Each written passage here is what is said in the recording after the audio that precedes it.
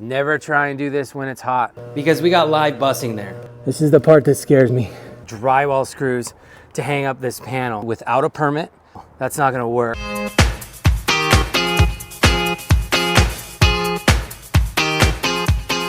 Well, good afternoon, everybody. My name is Steven Landers, and I'm excited to be doing these video courses. I've noticed that a lot of you have responded to questions that I've put at the beginning of the course, asking whether you wanted to do a multiple choice question test or you wanted to do a video course. And a lot of you were saying that you wanted to do a video course. So that's what I'm doing. A little bit about myself before we get started. I've worked on big projects, hospitals, casinos, large 17-story office buildings, big projects like that. So I've had quite a bit of experience getting to see a lot of different electrical installations. And through the years that I have been able to also move into teaching, which is something that has really excited me. I started teaching at the electrical apprenticeship 4 years ago, and that kind of spurred me on so that I can try and bring some good information to electricians. So I know that this is not your favorite thing to do. It's not my favorite either, but we all have to do it. So I'm going to try my best to make it a time that you actually get to learn something, not a time that we just sit here and, do nothing, but you get to learn something. So that's my goal. There's going to be 4 videos. The first video is going to be what you're looking at right now. We're going to go over the electrician administration rules. The second one, we're going to do some electrical safety. The third one and the fourth one are both going to be on the National Electric Code. So that is what is required by the TDLR that I go over with you guys. I'm going to try to open up my computer. I'm sharing my screen right now so you guys can see and actually get into some drawings, get into some real life situations that I've run into so that this isn't just some boring class. I find that if I can bring you into things that I've learned, and it might be a little difficult on your iPad or maybe you're on your phone. You can do it on your phone, absolutely. I'm going to zoom in as much as I can and kind of go over some lighting control stuff, some different things, and then we'll bring in the National Electric Code at the end. This first part's not going to be the funnest. We got to go over this section, but even though it's not fun, it's good to know, because if you want to move from being, let's say, an apprentice to a journeyman, there's stuff in here for you. A journeyman to a master, there's stuff in here for you. Maybe you are a master and you want to start your own electrical contracting company. Well, you have to know these rules. You have to know these laws. So we're going to go through this. And like I said, then we'll do some safety, and then we'll do National Electric Code where it gets a little funner.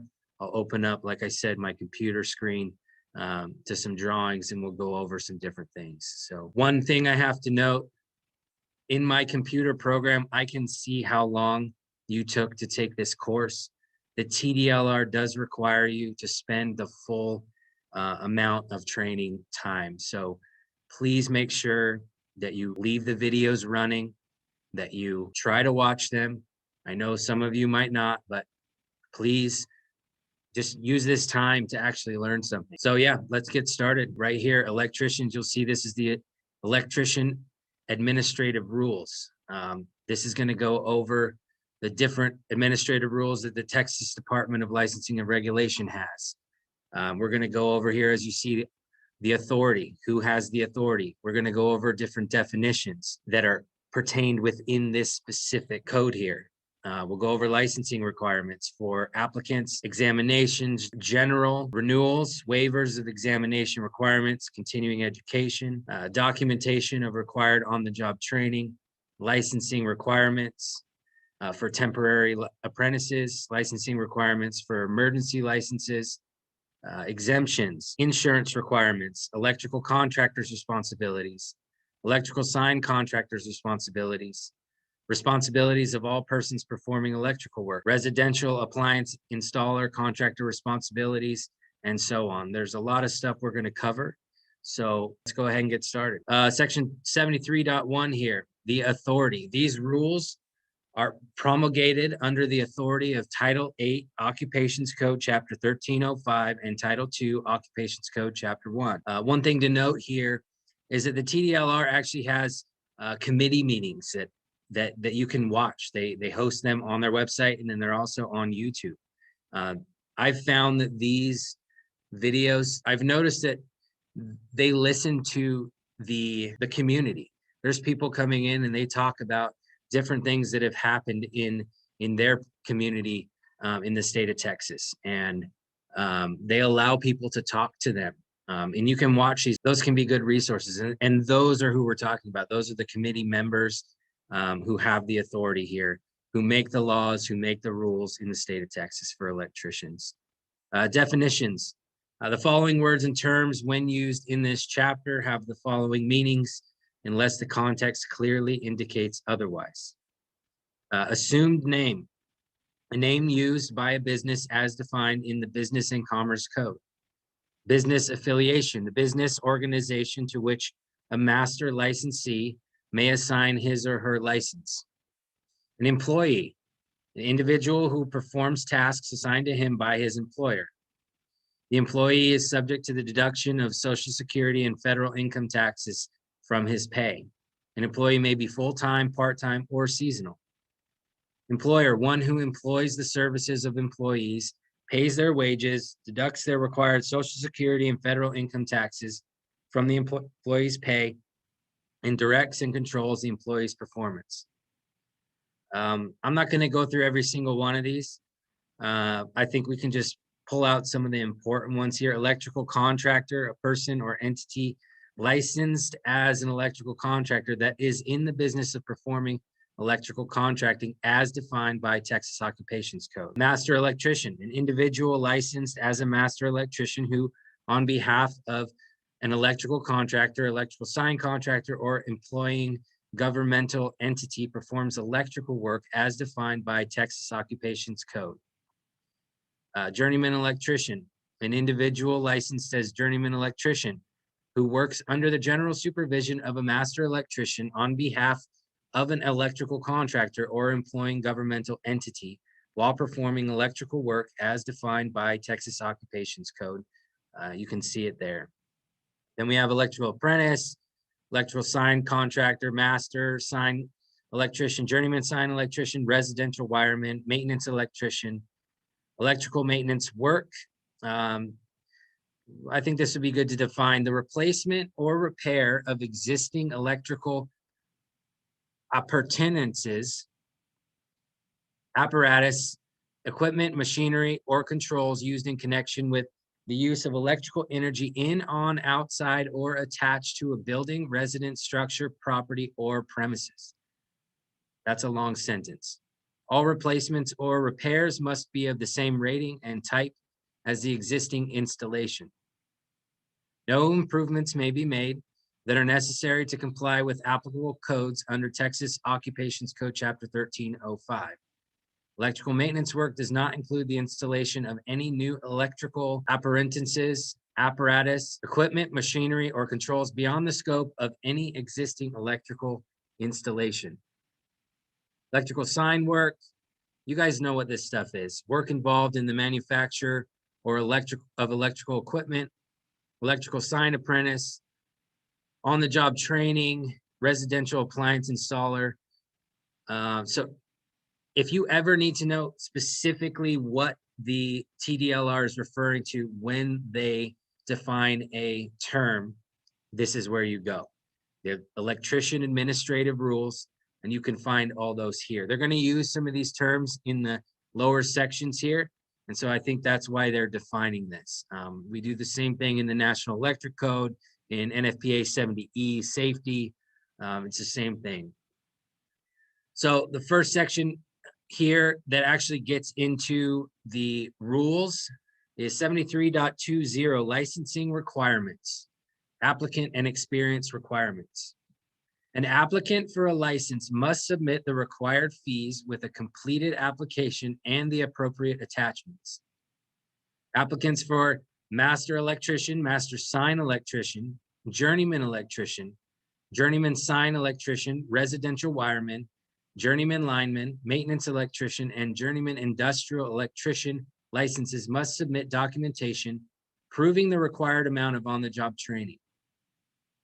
Applicants for contractors' licenses must submit proof of general liability insurance and either workers' compensation insurance or a certificate of authority to self-insure, or a statement that the applicant has elected not to obtain workers' compensation insurance pursuant to subchapter A, chapter 406 labor code with the initial and renewal applications. Number 3 here, applicants for contractors' licenses must submit proof of ownership of the business entity and provide documentation of the sponsoring master licensee in a manner prescribed by the department.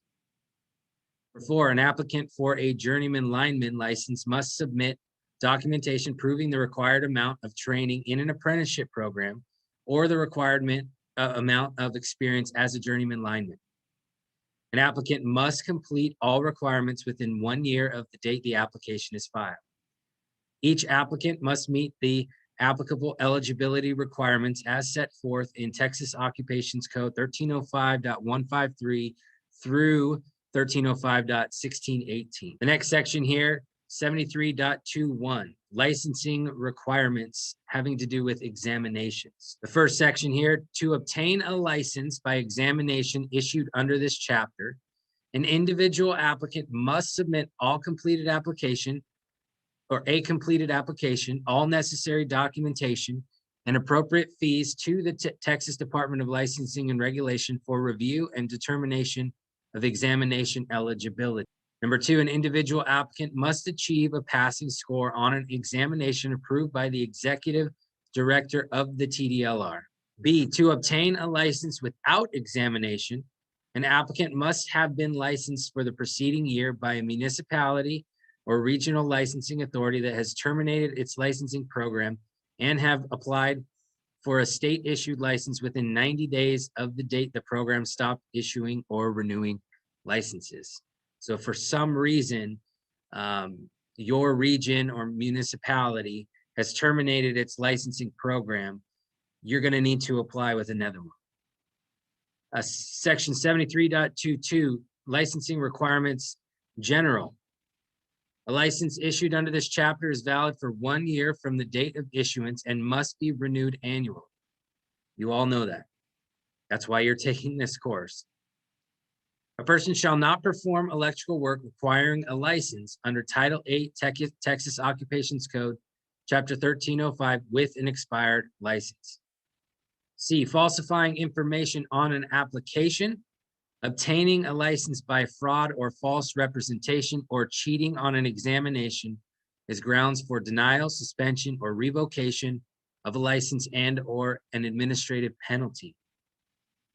D, an electrical contractor, an electrical sign contractor, or a residential appliance installation contractor shall not use a license number that is not assigned to that contractor by the department. E, a license is not transferable. F, altering a license in any way is prohibited and is grounds for a sanction and or penalty. G, if a licensee contracts with a general contractor or a home warranty company to provide installation or service that requires a license under the Act, the licensee remains responsible for the integrity of that work. You guys get that one? So if you're a licensed contractor and you contract with a general contractor or a home warranty company and you provide installation, you are responsible for the integrity of that work. H, a person using the license of another person or allowing another person to use his license shall be subject to license denial, suspension, or revocation and or assessment of a penalty. The next section, 73.23, and I promise that this is going to get better.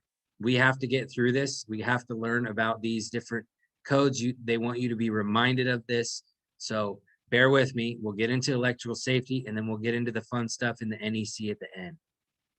Licensing requirements renewal, 73.23.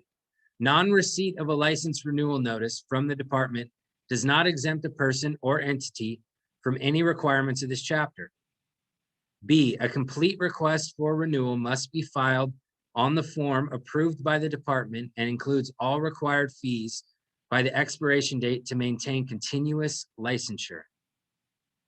C, applications not filed by the expiration date are considered applications for late renewal and are subject to late renewal fees. Some of you have already taken my course. You know we try our best within 24 hours to get your continuing education processed.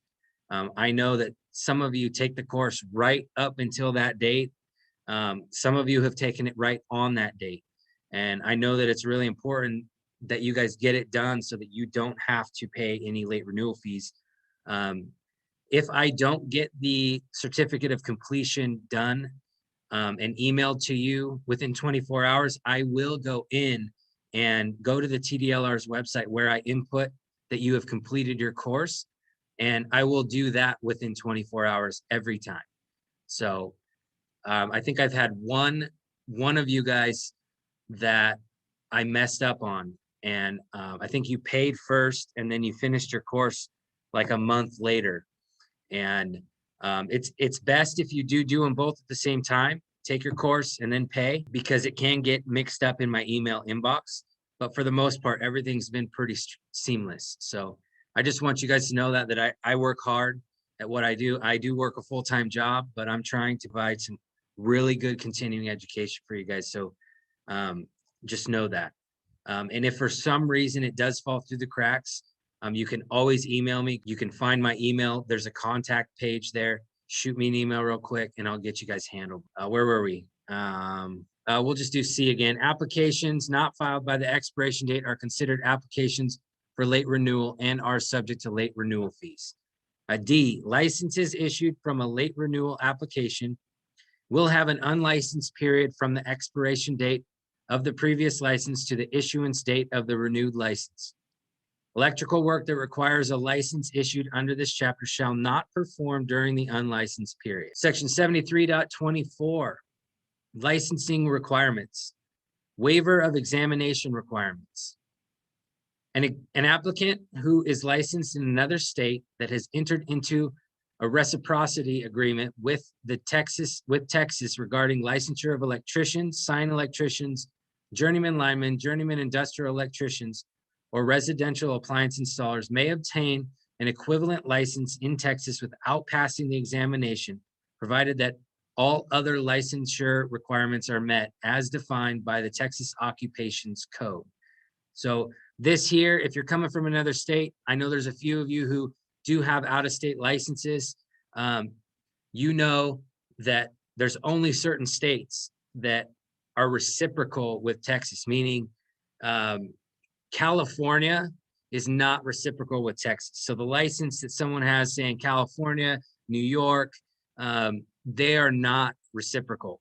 Other states, it's all different. Some states are reciprocal with other states, some states are not. So you just have to look into it. If you're coming from another state, you need to check to see if you might not have to take the exam. The exam, I believe, is 100 questions. I don't know if it's changed, and it's like something like 4 hours. So if you can get out of that, that's good.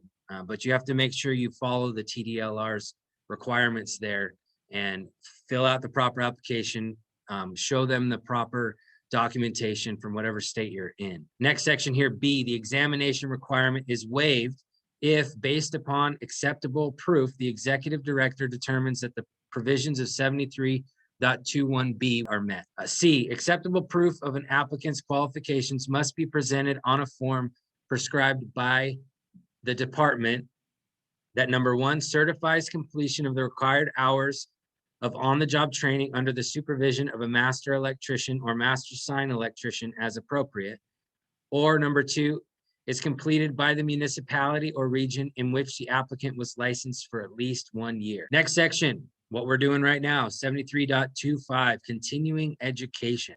First section A, terms used in this section have the meanings assigned by chapter 59 of this title unless the context indicates otherwise. B, for each renewal, an electrical apprentice, electrical sign apprentice, journeyman electrician, master electrician, journeyman sign electrician, master sign electrician, residential wireman, journeyman lineman, maintenance electrician, or journeyman industrial electrician must complete 4 hours of continuing education in number one, the National Electric Code, as adopted under Title 8 Occupations Code 1305.101, or the current version of the National Electric Code as approved by the NFPA there, the National Fire Protection Association. What we're reading right here is this is what I said in the beginning. I have to cover the National Electric Code, state laws and rules, and safety here, as you can see, as defined in the National Fire Protection Association, NFPA 70E.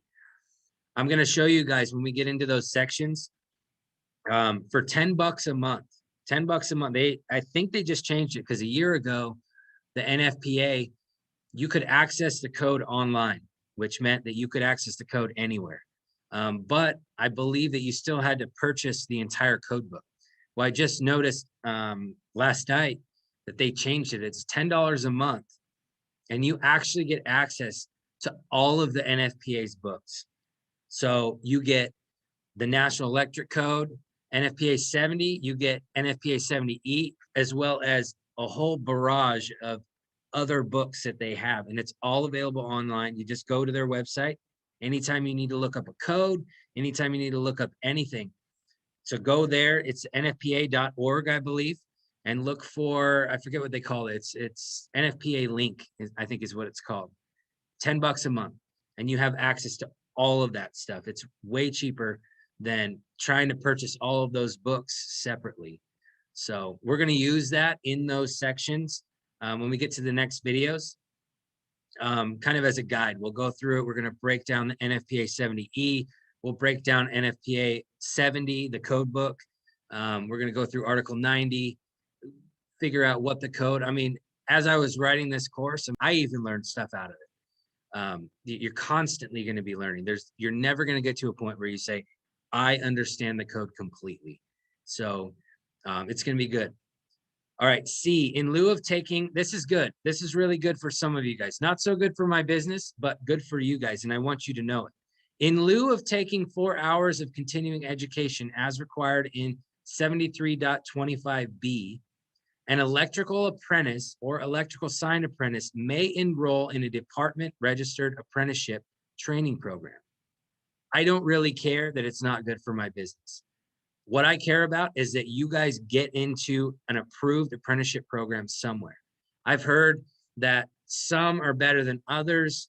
You just have to look out. You guys, if you're an apprentice and you really want to learn this trade, you really want to grow in your knowledge and make this a career, you got to get into some sort of apprenticeship program. I went to the Associated Builders and Contractors apprenticeship program. It was good. I've been in both the union and the non-union. I know there's a big argument about that. I'm not going to get into that here. I've seen both sides. Both of the apprenticeships are pretty comparable. Get into one that is, if it's in your area, I would say an ABC or a WICA, something like that. It might not be in your area though. At least get into some. For one, you don't have to take continuing education. You will once you become a journeyman or a master or you're an electrical contractor. But at least for your apprenticeship, you can get out of it. You don't have to take this course. Your hours in the apprenticeship count toward continuing education. So yeah, let's move on. D, in the case of a timely renewal, the continuing education hours must have been completed or enrollment must have occurred in a department registered apprenticeship training program within the term of the current license.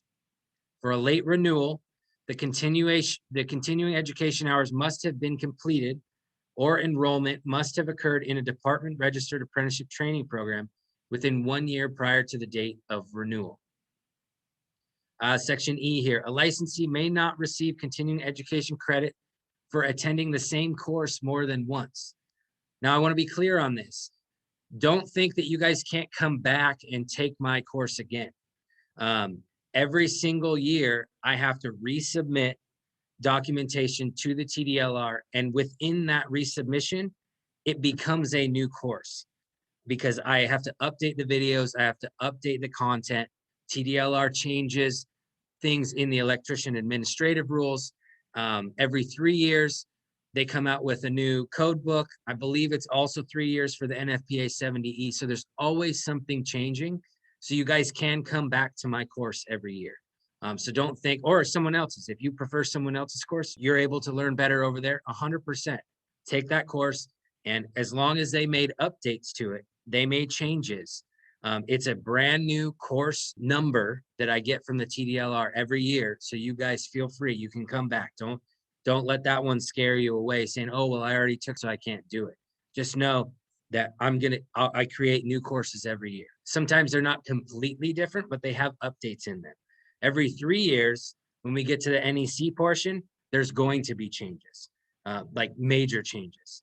So I just want you guys to know that, so that you feel, if you like this, you can keep coming back every year. If you don't, you can keep going back to whatever course you do find that works best for you. Section F here, a licensee shall retain a copy of the certificate of completion for a course for 1 year after the date of completion. In conducting any inspection or investigation of the licensee, the department may examine the licensee's records to determine compliance with this subsection. Just in case anything were to happen with the TDLR, perhaps they misplace it, something happens, make sure you keep a copy of the email that I send you that has the certificate of completion in there. All right, G, to be approved under Chapter 59 of this title, a provider's course must be dedicated to instruction in 1, the National Electric Code, 2, state laws and rules, 3, safety as defined in the National Fire Protection Association. We already went over this again, or before. It looks like they just put it in here again. Section H, to register an apprenticeship training program with the department, a program must file a completed application in a form approved by the department. Number 2, provide proof to the department that the program is A, recognized by the Texas Workforce Commission or the Texas Higher Education Coordinating Board, B, registered with the United States Department of Labor, or C, a competency-based standardized craft training program that meets the training program standards of the United States Department of Labor Office of Apprenticeship, and pay the required application fee. This is something that I've been thinking about. I really enjoy teaching. I enjoy working. I enjoy electrical. I've built a career around it. It's taking care of my family. My wife's able to stay at home. One thing I do really want to do, though, at some point, is open an apprenticeship program. I want to see you guys grow. I want to see you guys learn, and I want to learn. You know, the best way, I think, to increase in your knowledge over the years is to be continually flooding yourself with information. I really like teaching National Electric Code classes. It keeps me sharp. It keeps me learning the code. And, you know, that's one thing you guys really got to think about in your career. You know, there's so many different things in the electrical industry. You apprentices, especially listen up here. The journeyman and masters, you guys probably know some of this stuff, but you apprentices, there's so many different avenues that you can take in the electrical industry. I mean, I thought that I'm going to be an apprentice and then I'm going to be an electrician, and all I'm going to do is change out light switches and receptacles all day. You know, that's not the case. I mean, we're there in the beginning of a project, doing the underground, and we're there until the last device is put in, us and the plumbers. For one, the longevity of a career, being able to be on a project from the start to the finish. I mean, just think about the job security that has. You have drywallers, you have painters, you have concrete guys. Those trades, they're not there the whole time. Framers, they're not all there. They come in, they do their job, and then they're gone, you know? And typically unless you're working for a smaller company, you're doing service work, you might not get to see this as much. But for the bigger contractors, I mean, you might be on a job with 90 guys, 100 guys working the metropolitan areas, Dallas, El Paso, Austin, all those areas. I mean, they're booming right now. And those areas, you're going to get, that's why I'm telling you guys to get into an apprenticeship program, because you're going to get the experience. You're going to get experience to learn so many different things. I prefer the commercial world. I prefer because there's so much more that we get to do. It's not that we're better or whatever. It's just there's so many different aspects to electrical installation that go on in a high-rise building, a hotel, a hospital, things like that. So you're going to get exposed to so many more things. And what I was saying was, not only can you be an installer, but you get to move from being an installer to possibly being a lead journeyman, and then a foreman, and then a general foreman. And then at that level, perhaps you want to move into the office, right?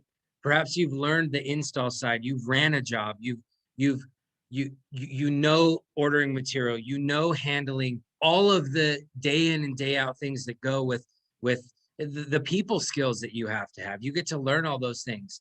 You know, you move from foreman to general foreman, and then you want to go into the office. You want to be a PM. You want to be an estimator. You want to perhaps you want to specialize. You know, my career, I've really specialized in lighting controls, advanced lighting controls. We're installing Nlight systems, Lutron systems, Crestron systems, really diving deep into those things and understanding how they work. And your knowledge just grows exponentially as you have more experience. But that's not it, right? So you could be a field guy, you could be an office guy, you can go train at an electrical training center. You know, you can start your own company. There's so many different avenues in the electrical industry. So if you're an apprentice, I would just encourage you. You don't know a whole lot. This is what I tell a lot of my apprentices. You don't know a whole lot, but don't be discouraged by that. You need to look at what you don't have and you need to make up for it in other areas. Those areas, motivation, drive, walking fast. I mean, I can't tell you how many apprentices, even journeymen, are so lackadaisical at their job. They just walk around the job site like they could care less if they got fired on the spot. Don't be that guy. Make something of yourself. Be proud of the work that you're doing. And I'll tell you what, as a foreman, even as a lead journeyman, when I was a lead journeyman, when I saw an apprentice who showed me that motivation, that drive, that willingness to learn, showing up early, possibly staying late if it was necessary, within reason, right? When he showed me that that was the type of person he was and he really wanted to learn, what do you think my response was? My response was one of, I'm going to teach this person. Don't be those, if that's who you are and you just want to skate by, you're going to struggle. You're going to struggle, but don't look at the electrical industry. I think there's so many kids these days who that they want to be a YouTube influencer, or they want to be something. They want the quick buck. They want to whatever it is they want to do. They have no idea the opportunity that they can have in a building trade. It is hard work, especially as an apprentice. I know it sucks. It's not fun. It's not something that I enjoyed. You just got to do what you're told and show that motivation, show that drive, and you are going to excel in this field. I can't tell you, I had no idea when I first started that my career was going to take this direction and go this way, but it's been such a blessing. I'm so thankful for, you know, what God has given me in this trade. You know, my wife stays at home. I've already mentioned it. I get to provide for them. I get to come home and I get to tell them, hey, I built this today. Look at that building. We were just driving the other day. We got off the freeway. I was working on this guy's house, and simple spotlights outside. The guy wanted, it was a dog daycare, and the guy wanted these super bright LEDs. Well, I went to Home Depot, I went to Lowe's, I went to all these places trying to find some good lights, and there was nothing that I felt comfortable putting in, and they just seemed cheap, everything. So I went on Amazon and I found these 15,000 lumen fixtures, 2 of them for $60, and had to retrofit them to make it work, put it in, and got off the freeway yesterday and I checked it out and I saw the lights up, and the guy had actually put a sign for the dog daycare right under one of the lights, right as you come off the freeway. I was so stoked. My wife was like, you are such a dork. And I was like, well, this is fun. I love going back and looking at my work and being able to come home and tell my kids and drive around the city, drive down the freeway. Daddy's been in that building. Daddy's been in that building. Daddy's done that. Do you see those lights? Dad got to do that. I mean, that's what life is about. You know, that's what our career is about. Just finding that pride and that self-satisfaction in what we're doing. So you guys who might be struggling out there, just keep going, show that motivation, show that drive. And I guarantee the trade has so many avenues for all different types of electricians. Sorry about that ramble. I get pretty passionate. I love what I do. It's a fantastic trade. All right. So next section here, a department registered apprenticeship training program must maintain the following documents for 24 months after a participant is no longer enrolled in the program. Participant program application, proof of participants program completion, participants leave of absence, resignation or termination, and other documentation affecting participants' enrollment. J, a department registered apprentice training program must submit to the department documentation of required on-the-job training. Section here, A, an applicant for a license which requires on-the-job training under Occupations Code Chapter 1305 may verify that he or she has completed on-the-job training by submitting the department's experience verification form with the license application. B, when an applicant or the department requests verification of on-the-job training of an applicant from a licensee who is authorized by Occupations Code Chapter 1305 to verify on-the-job training, the licensee must provide the verification within 30 days of the request. The licensee must verify only on-the-job training within the licensee's knowledge. The licensee must verify the dates of on-the-job training, describe the work performed by the applicant, specify the name of the business under which the applicant's work was performed, and provide any other information required on the department's form. C, an applicant for a journeyman lineman license must verify that he or she has completed the apprenticeship required by Occupations Code Chapter 1305 by submitting verification in a form acceptable to the department. Next section, 73.27, licensing requirements having to do with temporary apprentices. An applicant for a license as an electrical apprentice or an electrical sign apprentice will be issued a temporary apprentice license if the applicant has not been convicted of a criminal offense and pays the required fees. And B, a temporary license is valid for 21 days and may not be renewed. Section 73.28, we have emergency licenses. The executive director may grant emergency electrician licenses when it's in response to an emergency, a state of disaster declared by the governor, the presiding officer of the governing body of a local governmental entity pursuant to Government Code 418-108, and the executive director determines that a sufficient number of persons holding electrical licenses recognized under Texas Occupations Code Chapter 1305 is not available to perform electrical work needed to timely respond to a disaster. There it shows how to obtain an emergency license if that happens. An emergency license will be classified as master, all the same ones. An emergency license will expire 90 days after issuance. And number one is valid only in the disaster area designated by the governor or in the jurisdiction of a local governmental entity declaring a disaster. Two, it's valid only during the time of that disaster. Number three, may be renewed for an additional 90 days if the disaster and any applicable recovery period continue on the 80th day of the emergency license. The executive director determines at the time that a sufficient number of persons holding electrical licenses recognized under the TOC, Chapter 1305, is not available to perform electrical work needed to timely respond to the disaster. And C, submits a completed renewal application on a form acceptable to the department along with appropriate attachment and the required fee. C, a person holding an emergency license must perform electrical work on behalf of an electrical contractor and in compliance with all applicable statutes, administrative rules, and ordinances. That's a given. The fee for emergency license will be the set amount of set out in 73.80 for the class of emergency license issued. Exemptions, next section. This chapter does not apply to electrical work as provided in Occupations Code Section 1305.003. Insurance requirements. Electrical contractors, sign, residential, installation contractors are required to maintain at least the minimum general liability insurance coverages at all times to satisfy proof of financial responsibility. You masters out there, you know this. It's very easy. You get it and you keep it. There's nothing special about that. These are the numbers that you have to have, the amounts.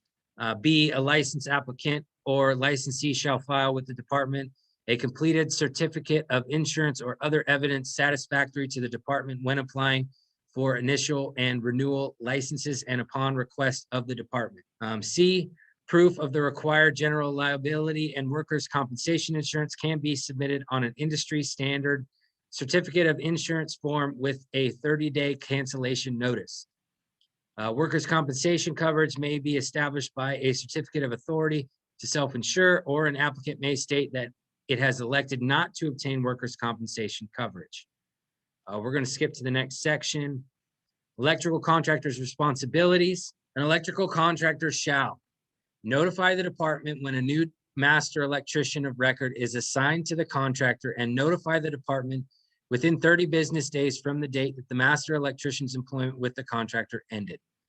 And 2, they must maintain employee records and records of all work performed on its behalf for a period of 4 years after completion of the work, and shall make those records available to the department at the contractor's place of business during normal business hours for inspection and copying. If the contractor's principal place of business is located out of the state of Texas, the department may require the contractor to make records available to the department at its offices in Austin, Texas, or another location agreed upon by the department and the contractor. B, a person or contractor that performs or offers to perform electrical work shall provide safe and proper installation and service, and assure the electromechanical integrity of all work and installations are to applicable code. This is big. This is really big. We need to make sure as electricians that when we are installing, that we do it proper, that we follow the codes, not because the inspector tells us to, but because safety is on the line. I mean, I know that we all don't love the safety guys who run around the job sites, right? But they are there to help protect us, right? If you're your own, let's say you own an electrical contracting company, or you work in the service department and you're running around, you have got to make sure that I've seen things blow up. I mean, we've all seen it. You got to make sure that what we are installing is safe. I mean, that's the purpose of the code. We're going to get into that, Article 90, right? The purpose of the code is to make sure that we are installing things in a safe manner. It is a minimum safety standard. We have to be professional. We have to do it right. I could tell you story after story. I'm not going to go into it, but times when someone did something wrong, I know that accidents happen, but times when someone did something wrong, they didn't care, they walked away from it, and that thing blew up on somebody. That is not something that you ever want to have to deal with. I myself, I've ran into one circumstance. I'll tell one story. I was trying to offload a piece of gear off of a truck, a semi. We had ordered the piece of gear to come on a flatbed truck because it was really tall. Well, they sent it in an enclosed truck. We were really struggling to get it out because when we backed it, they literally had to push the thing in there, and it stretched the roof of the semi a little bit. So when the piece of gear popped in there, it came down over the back of it about 3/4 of an inch. So we couldn't get it out. It kept hitting the back. Well, I finally was able to figure something out of how to get it out of the truck. But the problem was in all the trying to figure it out, I forgot the number one thing. And what is it? Put a strap around it. I didn't do the simple task of put a strap around it. What happened? I actually wasn't driving the forklift. Somebody else was, thankfully. But I was still in charge. So I have to take responsibility for it. He backed out of the truck. The thing started tipping. A $33,000 piece of gear fell over on its side. I had to make the phone calls. It was a nightmare. Thankfully, we found a company that we sent it to, and they were able to refurbish it for $11,000. Whether that was okay or not, I mean, the customer was expecting a brand new piece of equipment. It got recertified and went through all the, UL, everything to make sure that it was up to standard, but it's not something you want to have to do. I actually had to teach. It was my first teaching gig. I had to go teach the forklift training class for our company that year. I was basically voluntold that that's what I needed to do. And so I ended up doing it, teaching safety on forklift. So that's about all the time we have for this section. I wanted to make one note on what I said before. I was saying commercial work is the best. It's not the best. There are plenty of residential contractors, residential electricians who are super sharp. I was thinking about it as we were going through it. I by no means was trying to say that. You can get a lot of experience in the residential world as well. Mine My experience just came in the commercial world. So don't think that if you're in working resi right now, you're doing installs over there, that you're not learning anything. You have opportunities over there just the same in the commercial world. So I don't want by any means to push that off and say resi's bad, commercial's the best. You guys can go ahead and get in those conversations with each other. They're both good. We need to be professional in whatever we're doing, following the local codes, following the guidelines that the TDLR has outlined for us. You can see we're only halfway through this. There's a whole lot more to it. Perhaps the next course, we'll go through the second half. But the next video, do electrical safety. The TDLR requires that I have 2 attendance verification questions just to verify that you guys are actually watching these videos and actually taking the course and not just skipping through to the end or whatever. So they're really easy. They're just 2 little questions. There's a total of 8 of them. So we'll have 2 right after this video. Then there'll be the next video. Then we'll have 2 more after that. And the 2 questions are going to be simple. They'll be based off of what we went over here. I'm going to have a little paragraph reminding you of what we were talking about in that section. And then there'll just be 1 quick question, answer it, move on to the next video. Like I said, it's going to get better. We'll do electrical safety, then we'll do National Electric Code, and we'll move on from there. So please, again, just make sure you're watching the videos. I have to make sure that you guys are actually spending the required amount of time, the total 4 hours, total of 200 minutes to go through. But they figure by the time you're answering the questions and all that other stuff, you'll be in for a full 4 hours. So I hope you guys will join me on the next video. Let's go ahead and move on.